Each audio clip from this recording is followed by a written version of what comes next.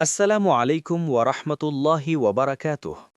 আপনাদের স্বাগতম হালাল সেক্টরে।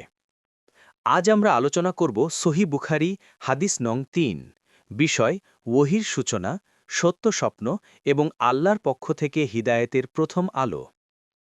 হাদিস উম্মুল মুমিনিন আয়েশা রাদিয়াল্লাহু আনহা বলেন, রাসূলুল্লাহ সাল্লাল্লাহু আলাইহি ওয়াসাল্লামের নিকট প্রথম যে ওহী আসে তা ছিল সত্য স্বপ্ন। তিনি যে স্বপ্ন দেখতেন তা ভোরের আলোর মতো সত্য হয়ে যেত। এরপরে নবী সাল্লাল্লাহু আলাইহি ওয়াসাল্লাম একাকিত্বকে ভালোবাসতে শুরু করেন। হীরা গুহায় দিনের পর দিন ইবাদত করতেন। এটি ছিল আল্লাহর পক্ষ থেকে নবুয়তের প্রস্তুতি। ব্যাখ্যা, অর্থ এবং শিক্ষণীয় বিষয়। এই হাদিসকে বুঝতে চাইলে কোরআনের আলো প্রয়োজন, কারণ নবুয়তের পুরো সূচনা কোরআনেই ব্যাখ্যা করা আছে। ১. আল্লাহ মানুষকে অন্ধকার থেকে আলোতে আনতে চান। কোরআনে আল্লাহ বলেন, আল্লাহ মুমিনদের অন্ধকার থেকে আলোতে বের করে আনেন। ধারণা, আল্লাহর নির্দেশ মানুষের হৃদয়ে আলোকিত করে। নবুয়তের সূচনা ছিল আলো। সেই আলোর প্রথম ঝলক ছিল সত্য স্বপ্ন। ২. সত্য স্বপ্ন ওহির প্রথম ধাপ।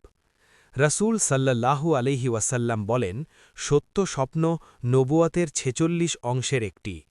এটা প্রমাণ করে আল্লাহ তার নির্বাচিত বান্দার অন্তরে নূর ঢুকিয়ে দেন, যার ফলে স্বপ্নও সত্য হয়ে দেখা দেয়। ৩. পবিত্রতার পরে আল্লাহ ওহী দেন। কোরআনে আল্লাহ বলেন, আমি তোমাকে তোমার অজানাকে শিখিয়ে দেব। অর্থ, আল্লাহ যার অন্তরকে পবিত্র করেন তাকেই সত্য জ্ঞান দান করেন। নবী সাল্লাল্লাহু আলাইহি ওয়াসাল্লাম ছিলেন আল আমিন, সত্যবাদী, বিশ্বস্ত, পরিষ্কার অন্তরবান। তাই আল্লাহ তার হৃদয়কে ওহির জন্য প্রস্তুত করছিলেন। ৪. একান্তে ইবাদত কোরআনের শিক্ষা। কোরআনে আল্লাহ বলেন, তুমি রাতের একাংশে ইবাদত করো, এতে আত্মা পরিষ্কার হয়। ধারণা, রাতের ইবাদত মানুষকে আল্লাহর নিকটে নিয়ে যায়।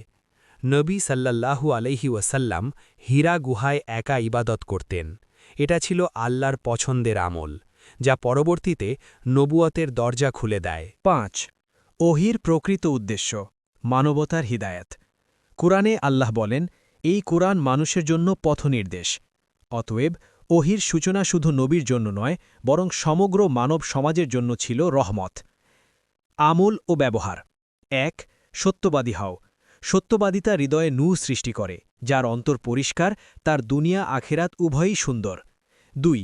একান্ত সময় আল্লাহর জন্য রাখুন। দিনে ৫ মিনিট হলেও একা হয়ে দোয়া, তিলাওয়াত, চিন্তা গবেষণা করুন। এতে মন শক্ত হয়, আত্মা জাগে, ঈমান বাড়ে। ৩. ঘুমানোর আগে সুন্নাহ অনুযায়ী আমল করুন। আয়াতুল কুরসি, সূরা ফালাক, সূরা নাস, দুয়া, এগুলো মানুষের ওপর আল্লাহর হেফাজত সৃষ্টি করে। ৪. আল্লাহর পরিকল্পনার প্রতি ভরসা রাখুন। যেভাবে নবী সাল্লাল্লাহু আলাইহি ওয়াসাল্লাম ধীরে ধীরে প্রস্তুত হয়েছেন, ঠিক তেমনি আল্লাহ আমাদেরও ধীরে ধীরে উন্নতির পথে নেন। যদি আপনি এই ধরনের ভিডিও পছন্দ করেন, তাহলে লাইক দিন, শেয়ার করুন এবং সাবস্ক্রাইব করে রাখুন, যাতে ভবিষ্যতে আরও ইসলামিক হাদিস ভিত্তিক ভিডিও পেয়ে যান। আপনার মন্তব্য নিচে লিখুন। আপনি কোন হাদিস বা বিষয় নিয়ে জানতে চান? আল্লাহ হাফেজ।